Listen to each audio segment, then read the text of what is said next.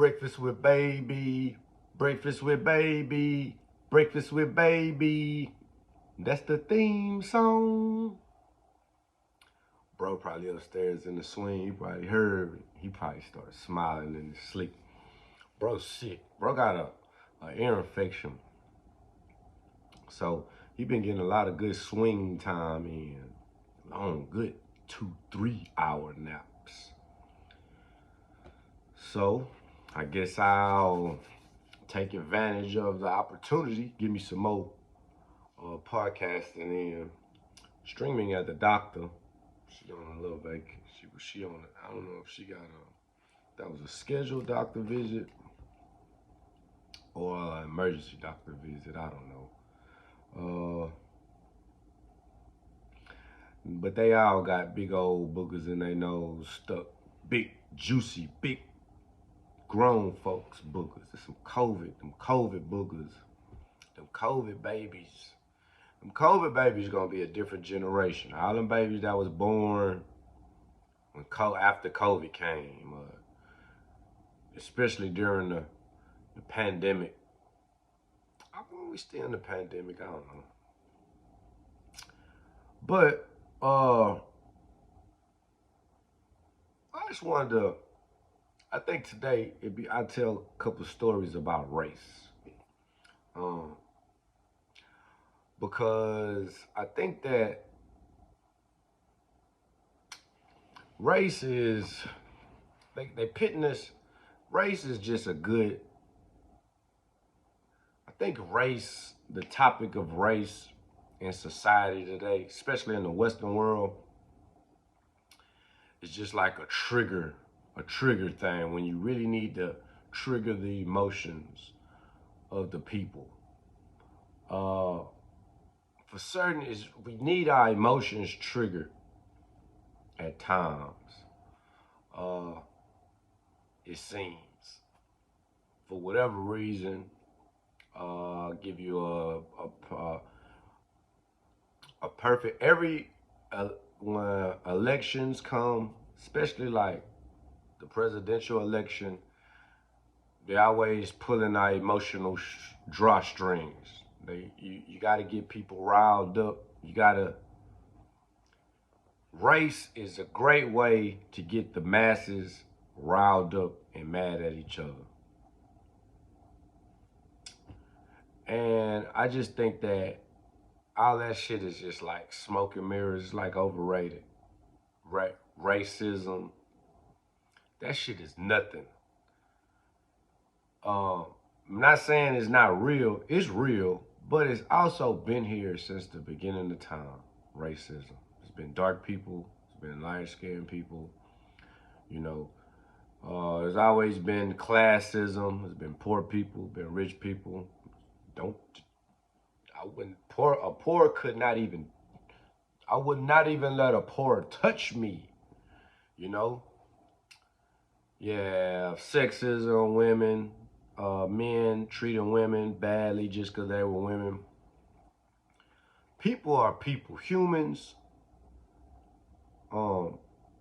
like, somebody can not like you because of your skin color.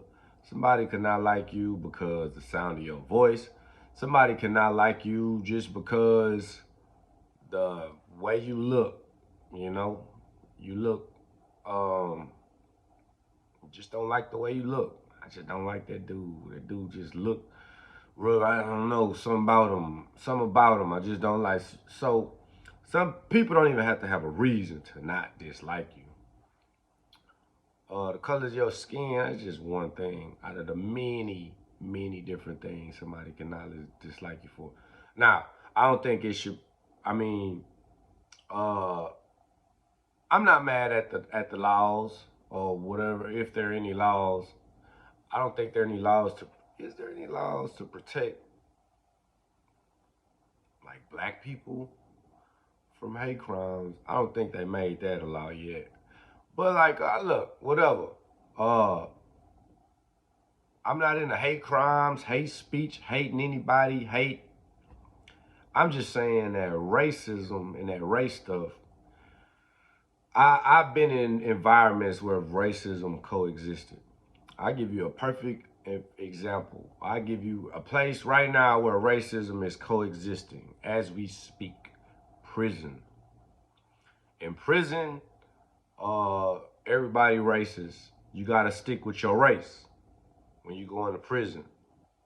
The white people, they outnumbered by the Hispanics and the blacks.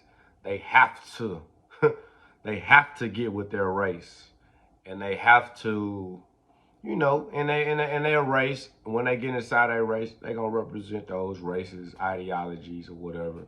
Maybe not the most extreme. They had different groups, some more extreme than others, but for the most part, the white people in prison are so outnumbered by the Hispanics and the blacks that they have to get with their race. They gotta get with their race. The Hispanics being with their race is automatic. And you know what I mean?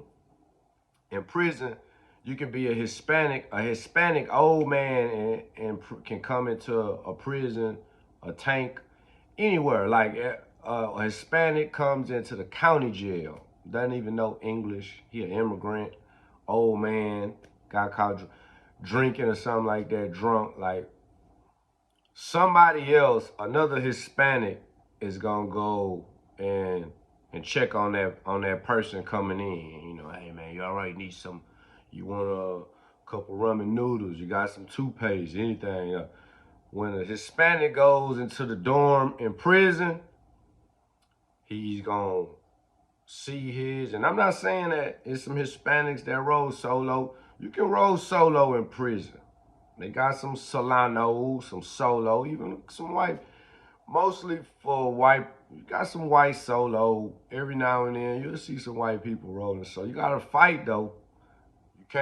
You don't wanna get caught in those situations and you solo and then they find you weak. Cause then it's like if you white, you claiming you solo, you get in a situation and you bitch out, then it's gonna be your own people. It's gonna be the white people that's gonna start fucking with you. You know what I mean? And taking your shit and extorting you and stuff like that. But the Hispanic people, automatic. They already, you know what I mean? Now inside the Hispanics, they may get split up, but just for the most part, like Hispanic coming there in the dorm, brand new, another Hispanic gonna come and hey man, you got some hygiene, you got uh you got some shower slides, you want a couple snacks or something, you know what I mean? So uh and that's who you gonna eat with. Hispanics eat with each other. The white people, they eat with each other. The black people, they over there with each. Now, the thing about the black people in prison, from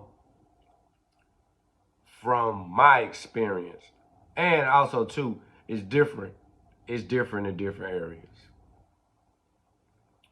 Right? You might go to if it's you on a unit and if it's more Hispanics on the unit, then they act a different way. They're a little bit more confident. You go on a unit with they got units where the whole unit white. You go on a dorm, there ain't nothing but a bunch of white boys in the dorm on the wing. Sure, they got a couple units like that. Like the white people will be more confident. They got more if they more in numbers. Uh, the same, it's just like people gonna be people. It's strength in numbers. Uh, it's but it's always racism. Always on every unit. You with your race, and it's the threat of violence that makes the racism coexist. Cause now you sleeping with you in a tank, you in a 6x12, 6x10 cell, and upstairs was a white, you got a white celly, or you might have a Mexican celly, you know what I mean? everybody use racial slurs in a prison. You know, and every prison in America, the white people eat together and they have say racial slurs and shit. They talk about the fucking the niggers and the wetbacks and stuff. Uh, no different. The same with the Mexicans. The Mexicans, they call, you got Houston Mexicans that use the nigger with the A, but the rest of the Mexicans is with the ER. They use that with the ER. Maybe not Austin Hispanic. You got some fly Austin Hispanics. You got some fly Dallas in the city, but for the most part, like in the city, you got the Hispanics with the edge up. Those are Hispanics that want to be black. And then you got the Hispanics with no edge up. Those are like the more traditional, more like real, the true Mexicans. And they don't really fuck with the Mexicans. They get edge ups. See, you see what I'm saying? Like they kind of like, it's like a racial thing. It's like, you get an edge up if you're Hispanic. The non-edge of Hispanics like, oh, he think he black. And then the edge up, the Hispanics with the edge up, they might use the word nigga with the A. But the ones without the edge up, they use it with the ER. All right, let's see. Just giving you all the love. You know what I mean? How race just, man, stuff just all, man, people different. You got people different from different areas. Some people just hateful than a motherfucker, and they just want to hate people. It don't matter what the reason, but I'm just saying, like, coexisting. Cause this is from my experience. Where you coexist with racism by the threat of violence. Because then it's like, now, you gotta be direct with what you're saying and to who you saying it to. And I'm not just saying like, if you got a problem or if you just want to get on that level. Okay. Now, I will say this. I have seen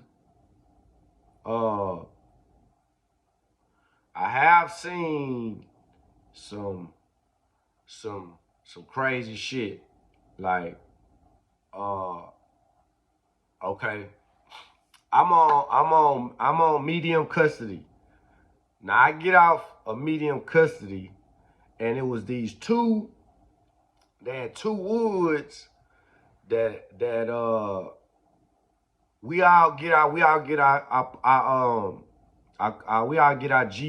G2, our custody level back, a G1, whatever, our status back to go to population together. So we all move from the medium custody, which is like the jail inside the jail, back to population. So now it's two other white boys or white guys. They come off medium custody. We all leaving. It was maybe about 4 or 5 of us, but all of us leaving together.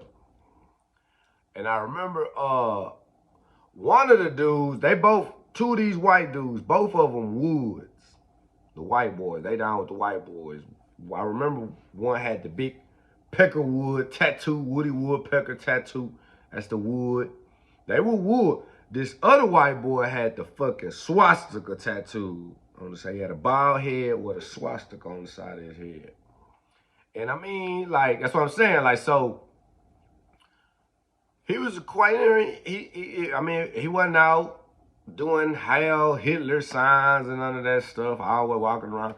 But this motherfucker had a big ass swastika on the side of his head, like a football helmet, like he played for the swastikas or some shit. You know what I mean? Man had it tattooed on the side of his head.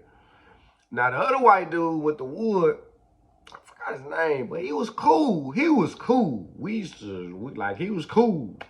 He gonna get fucked up. He always, he drink that wine, they used to get drunk on that wine and go to wigging out.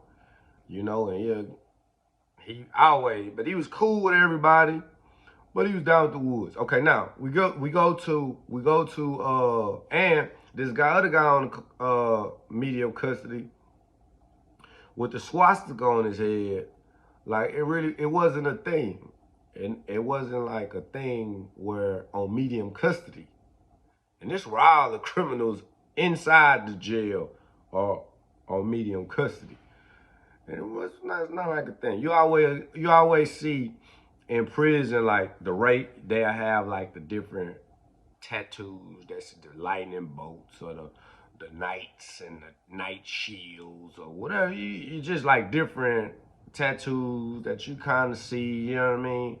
The Mexican might have the eagle. You know what I mean? Or the snake with the. It's just different tattoos where you're like, okay, that's some that shit. Oh, that's some Mexican mafia shit right there. Oh, that's that old Aryan Brotherhood ass shit right there, racist ass. You know what I mean? Shit, swastikas, lightning bolts. So everybody marked up. The black people got the blood and Crips. Everybody marked up on their tattoos, and you know, you seeing folks you know, you gotta see people be having their shirts off, and everybody see, so you know. But okay, we go to now. We fresh out of medium custody. They just sent me and the dude, the swastika on his head, to uh B wing, B wing. I go from C wing to B wing. I'm talking about like, so I'm in 2 row, and they moved a dude down there on 1 row, like kind of like right up under me, and so off the run, like really, so now I can look on the run out of my cell, and in front of me is a big window, a big old bunch of windows, and it's like the outside. You can look outside from your cell, but you can see the reflection out the windows and out the mirrors, like down, you know, on the row. So like I can look out the reflection in the mirror and look at this dude and see in his cell, like if they light on or whatever. So he move in, man ain't even packed this. He ain't even unpacked. We bring our stuff to the wing, and he didn't unpack. Well, he didn't put his stuff down, put his mat down. He ain't even start unpacking his stuff yet. He go off. They call chow. He go to chow. So now when he get back, everybody waiting. Now you back, and people waiting to get in their cell. And now he done ran into his celly. Dude from Detroit.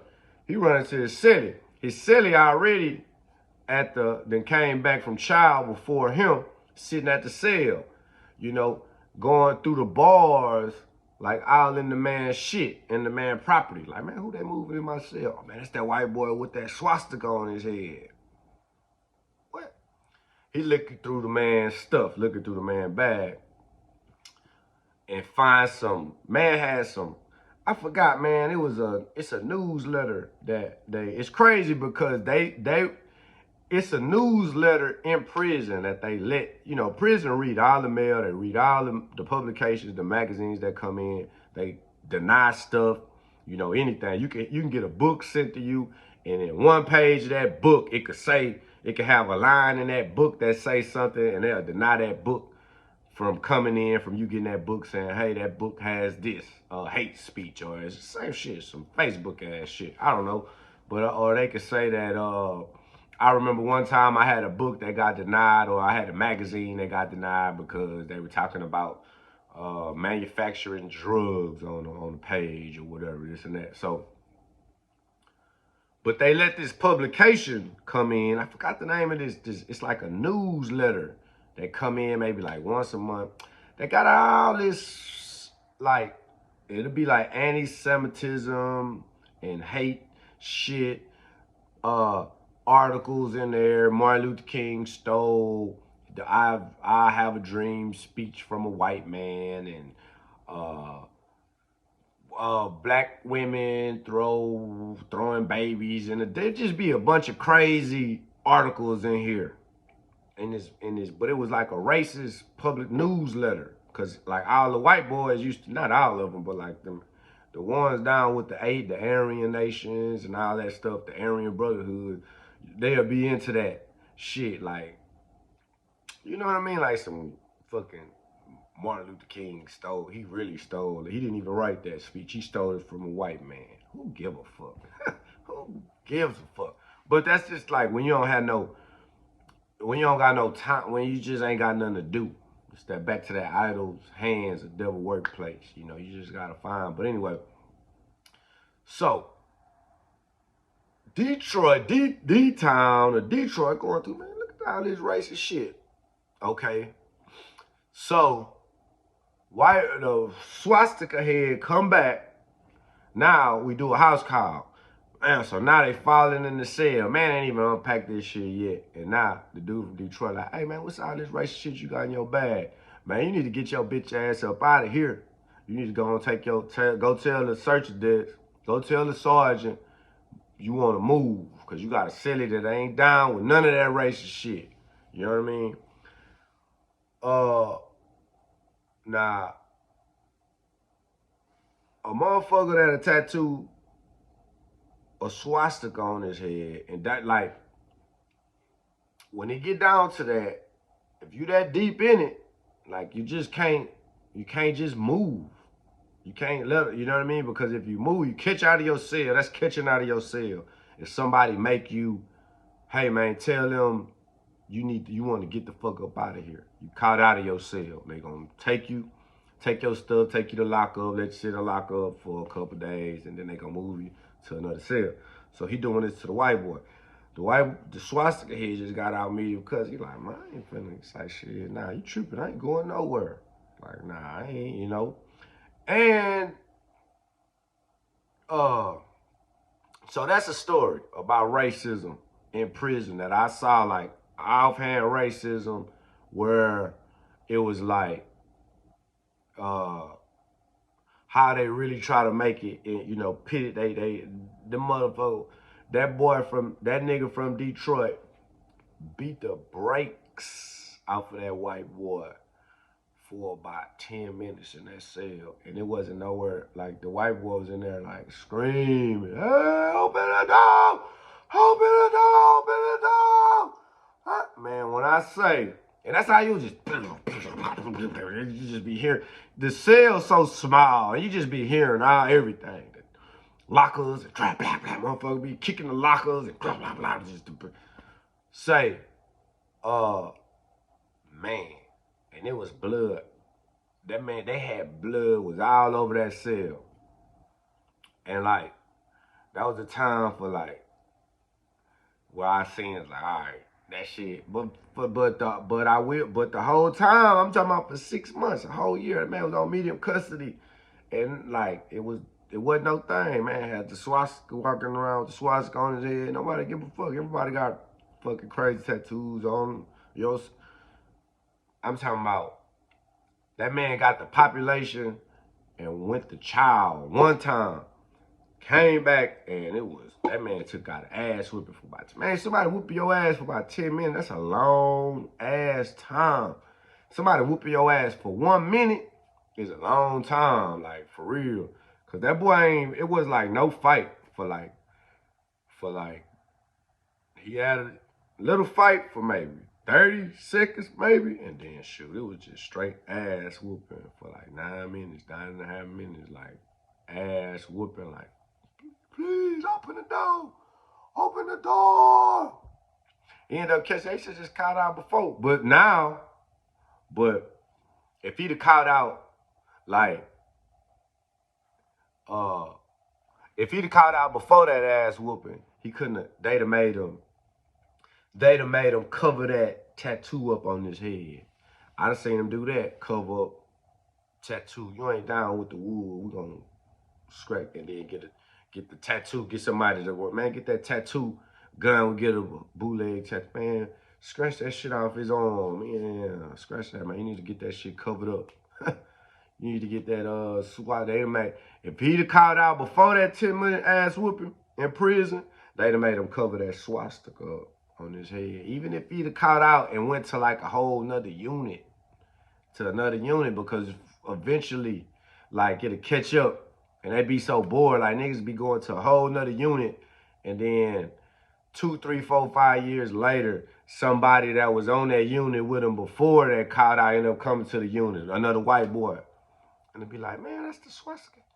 Man, that man, they made him catch out on the unit over there. I was over there on such and such with him. And then they'll go to trying to, you know, the motherfuckers be for real about that, them prison gang shit. Get on the, trying to get in touch with some people that's in the world and find out. We need to find out who this motherfucker really is, trying to get down with us, or coming down saying he down with us. And if it could shoot, that man could be at a whole nother unit 4, 5 years later, and the story catch up, and they be talking about, man, you need to scratch that. We gonna mark that swastika. We need to take that swastika off your head. You need to cover that up. All right, let me give you another story about. This is another time in prison. This is like my first time in prison. I'm in the dorm room where it's like 60 people in the dorm. It's like a cubicle, four bunks inside this cubicle. Like, the cubicle is just really two brick walls, right? That's maybe like 6 feet tall. You know what I mean? You can look over the wall. You can stand up on the top bunk and look over the wall, and it's the man at the top bunk right here. I'm in the cubicle. Me and my celly, we 3 and 4 bunk. And the celly is from over here is 5 and 6 bunk. So the 1 through 6 bunk are the SSIs for the dorm. Me and my cellies, we second shift SSIs. That's like from 2 o'clock to 10 o'clock at night. We clean the dorm. Well, really what we do, we go in the morning. All we gonna do is go get the supplies at shift change, get the mop and broom and stuff, go clean the restroom, clean out all the showers and stuff. Really, you know what I mean? Really, that motherfucker ain't do none of that shit. I ain't finna do none of that shit. But, I throw some water around on the floor or whatever, clean the sinks out, and, go take the equipment back in. My celly is a white dude. Me and him about to, just like we early 20s. He down with the woods. Now, I'm in San Antonio on this unit, right? It's a bunch of Mexican guards. The unit is predominantly just like Hispanics, more Hispanic people. And the guards, they are Hispanic from San Antonio. So it was Hispanic shit going on the unit. All right. And actually I had 2 incidences.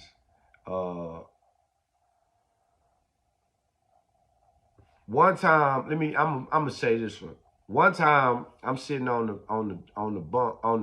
day room bench reading the Malcolm X book, and this fucking big ass bald head white boy, like, he was, I don't know what I guess like me, the Malcolm X book like offended him. I don't know what the fuck he was on, you know what I mean? But he was like this big ass white boy, big swole, bald headed, 6'4", big, cocky, cock-strong ass white boy.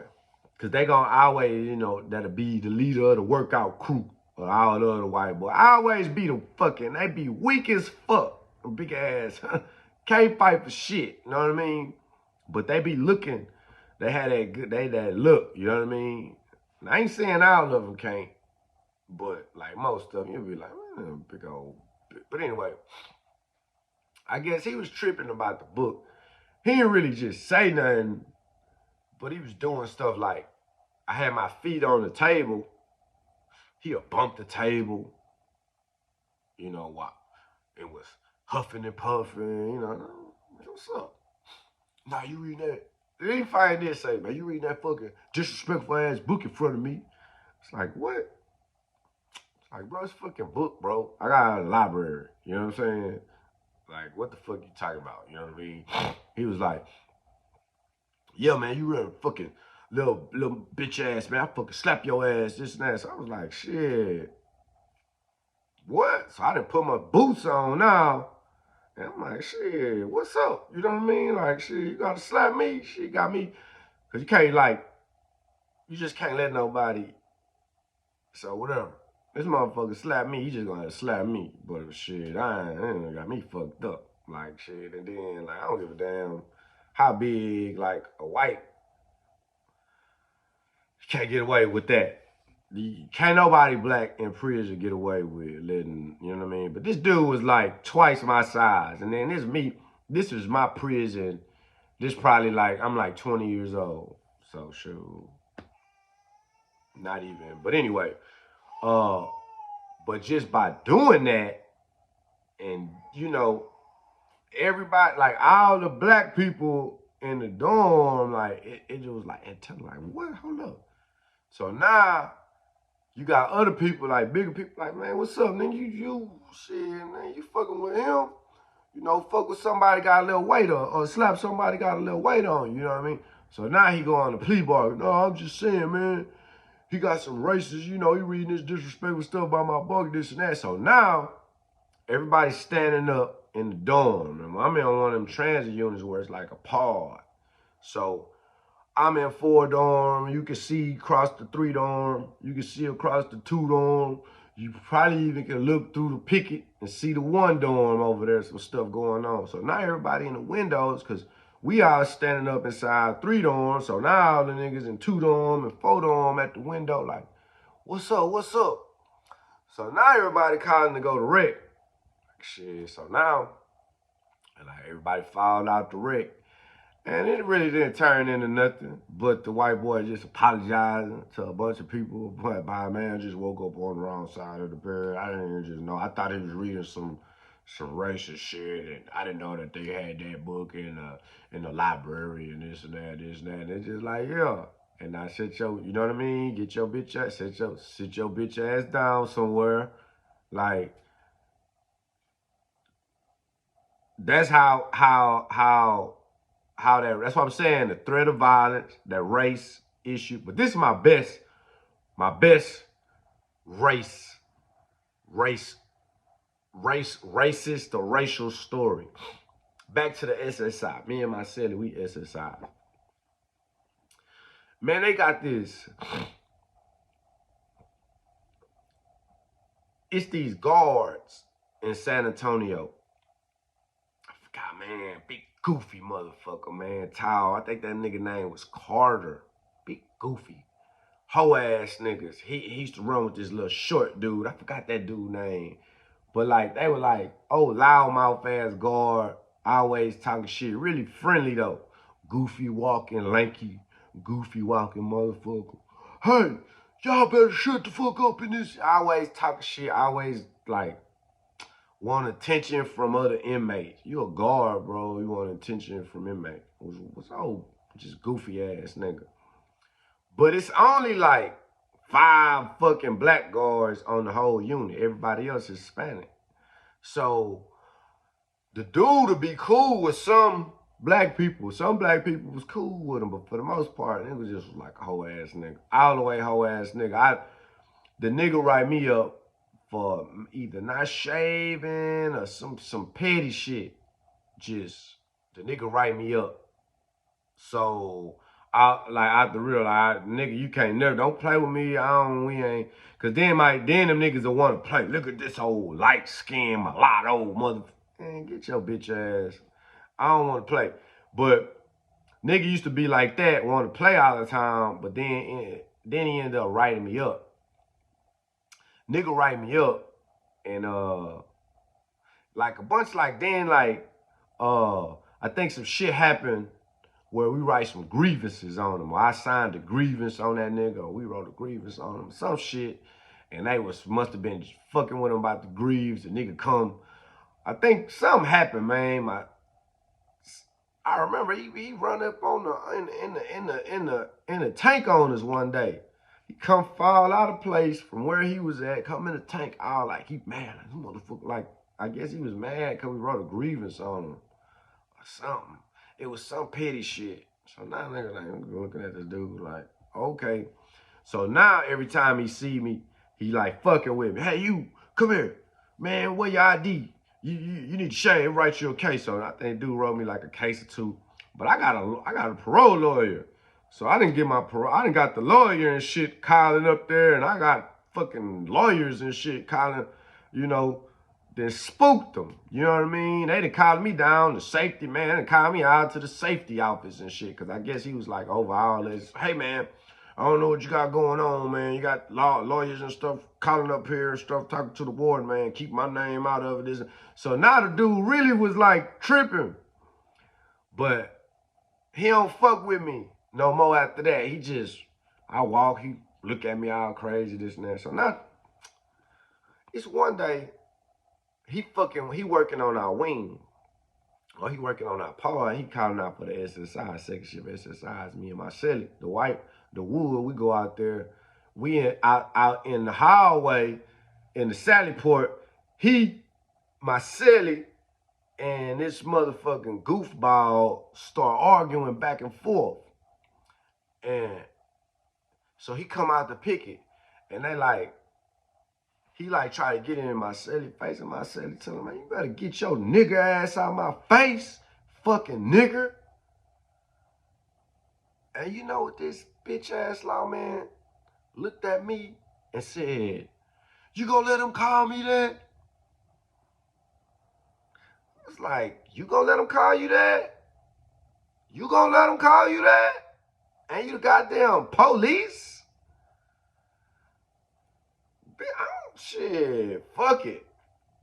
We go back in, I remember, man, and my silly apologized to me. He was like, bro, that wasn't for you, bro. That was just, I was like, bro, fuck that bitch ass nigga, man. Fuck that nigga. And like, after that, that was the thing that I always like, bro, like, man, you let that motherfucking white boy call you a nigga, bro. Like, bro, you can't say nothing. Stop fucking with me, man. He ain't really even fuck with me after that. But it was just like, that man looked at me. This man let a white dude call him a nigga. He the fucking police. And that man looked at me and said, you gonna let him call me that? And this was the same nigger that had been fucking with me, making my time hard on this unit. And that man had the nerve to look at me and say, you gonna let him say that? You heard what he just said to me? You gonna let him call me that? I don't know. My experiences with racism. But that was some funny ass shit to me though. Like, damn, fool, like, damn. But I was just like, man, you gonna let him call you that? But I will say, and when we went back in, I'm talking about right when we went back into the dorm, my silly told him, hey, silly man, I apologize, man. No disrespect to you, bro. That was no disrespect. And I didn't take that as no disrespect to me at all.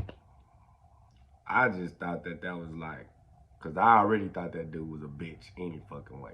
Maybe if I didn't already think that dude was a bitch, I probably, but I don't know, just in my heart, instinctually, I did not give a fuck. Give a damn about that shit. Shit, you fight your battles. You know what I mean? Fight your own. You let them call you that. So, I don't know. It may have been different with other people. Like, some old people probably could have got offended. Or, I don't know. It probably would have just been different. Maybe if we was cool. Or I never even thought about that. Would it have been different? Because I always thought that it was the inmates against the police anyway. But it don't really be like that. Like, motherfuckers be, you know what I mean? Because they don't really even be real police. They just like real regular folks with a job. So, you know, you really can't even get into that old shit. Inmates versus police, not in the prison, maybe in like a real jail. But I don't know.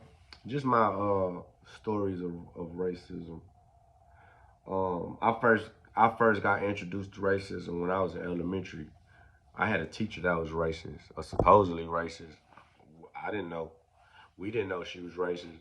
But we were in the Vanguard program, so our class was really like mixed up. It was a melting pot. It was like, all different races in there. Asians, Hispanics, white people, Jewish people, black people. So, and I was in a class where like the black kids, it was only like four of us, but we got in trouble all the time. I just thought maybe we just troublemakers, maybe. I didn't even really think of it like that, because it wouldn't be no like real, probably miss recess or some shit, or you get a bad progress report or something, like third, fourth grade. But I never really, no, we never occurred like, okay, this lady fucking with us because we black.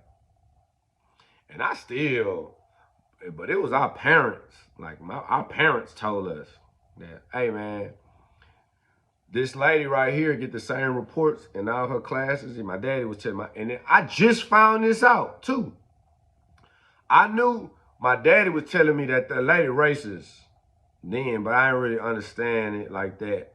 But I'm talking about just recently, not even a few years ago. Me and my dad were having this talk about that lady, and he was telling me that that lady had in the PTA meetings, like a lot of parents were bringing this lady, and a lot of black parents were bringing this lady name up in the PTA meetings, and then come to find out, she had got sent to that school from another school for the same shit, fucking with all the little black boys and stuff, you know. I had a fucking teacher in high school that she was a black lady, the criminal justice teacher. She was a black lady, and she seemed like she had a problem with all the black students.